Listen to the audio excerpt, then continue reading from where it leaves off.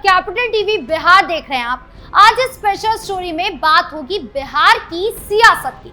बिहार की सियासत में इन दिनों वोटर लिस्ट को लेकर घमासान मचा हुआ है और इस तूफान के केंद्र में है राष्ट्रीय जनता दल के नेता तेजस्वी यादव, जो चुनाव आयोग के खिलाफ आक्रामक रुख अपनाए हुए हैं। विधानसभा चुनाव से ठीक पहले शुरू हुए विशेष गहन पुनरीक्षण यानी SIR ने बिहार की राजनीति को गरमा दिया है। विपक्ष खासकर RJD इसे वोट बंदी और लोकतंत्र पर हमला करार दे रही है, जबकि सत्तारूढ़ NDA इसे मतदाता सूची को पारदर्शी बनाने की दिशा में एक जरूरी कदम बता रही है।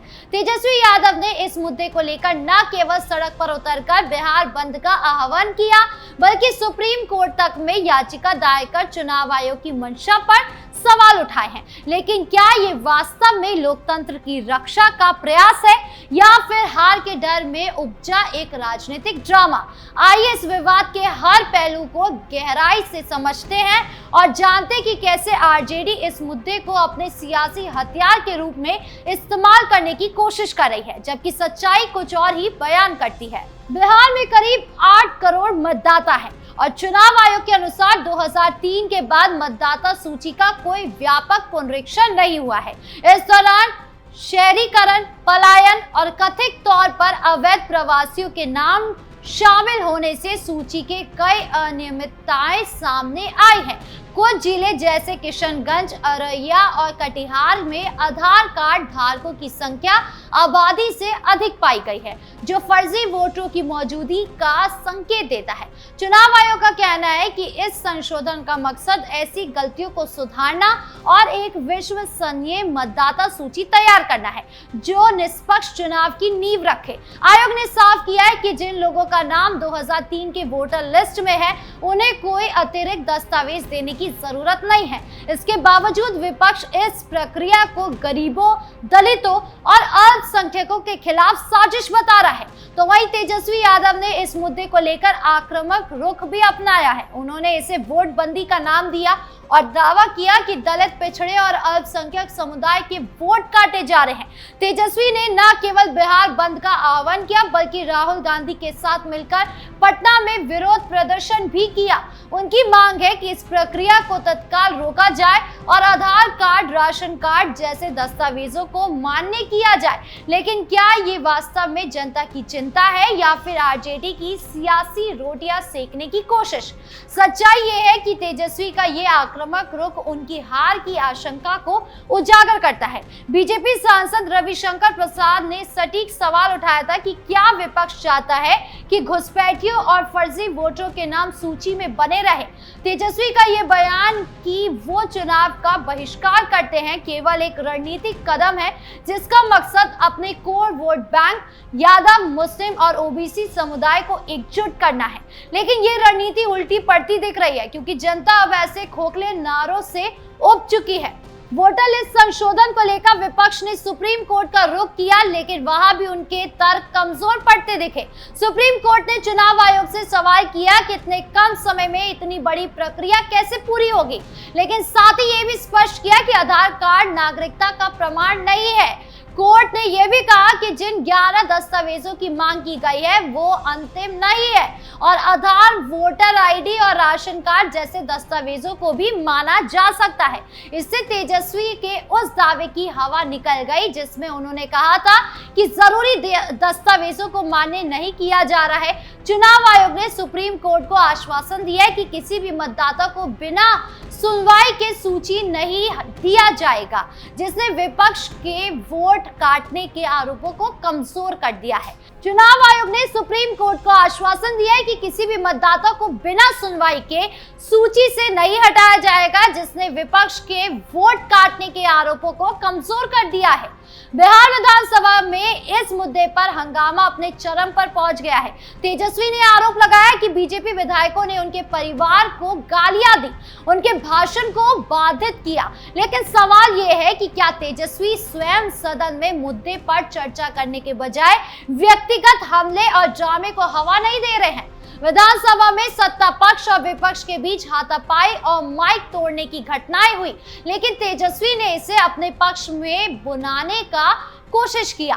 तेज प्रताप यादव ने भी इस मौके का फायदा उठाते हुए उप मुख्यमंत्री सम्राट चौधरी पर व्यक्तिगत हमले किए, जिससे ये साफ हो गया कि आरजेडी का मकसद मुद्दों पर चर्चा करना नहीं बल्कि सियासी शोर मचाना है। सत्तारूढ़ जेडीयू और बीजेपी के इस मुद्दे पर विपक्ष को कड़ा जवाब मिला है। जेडीयू सांसद गिरिधारी यादव ने भले ही इस प्रक्रिया को तुगलकी फरमान कहा, लेकिन पार्टी ने तुरंत उन्हें कारण बताओ नोटिस जारी कर अपनी स्थिति स्पष्ट कर दी। जेडीयू ने कहा कि वो चुनाव आयोग की इस प्रक्रिया का समर्थन करती है और विपक्ष का विरोध केवल अपनी हार को छिपाने की कोशिश है। बीजेपी ने भी विपक्ष पर पलटवार करते हुए कहा कि जो लोग घुसपैठियों को वोटर लिस्ट में बनाए रखना चाहते हैं वो लोकतंत्र के असली दुश्मन हैं। तेजस्वी यादव का ये आक्रामक रुख और चुनाव बहिष्कार की धमकी दरअसल उनकी कमजोर होती सियासी जमीन को दर्शाती है। बिहार की जनता अब समझ चुकी है कि आरजेडी का ये शोर केवल सत्ता की लालच और हार के डर का नतीजा है। तेजस्वी के नेतृत्व में आरजेडी बार बार वोटर लिस्ट को लेकर भ्रामक दावे कर रही है, लेकिन सच्चाई ये है कि चुनाव आयोग की ये प्रक्रिया पारदर्शिता और निष्पक्षता सुनिश्चित करने के लिए है। तेजस्वी का ये दावा कि घुसपैठियों का मुद्दा गृह मंत्रालय का है, ना कि चुनाव आयोग का, केवल जनता को गुमराह करने की कोशिश है।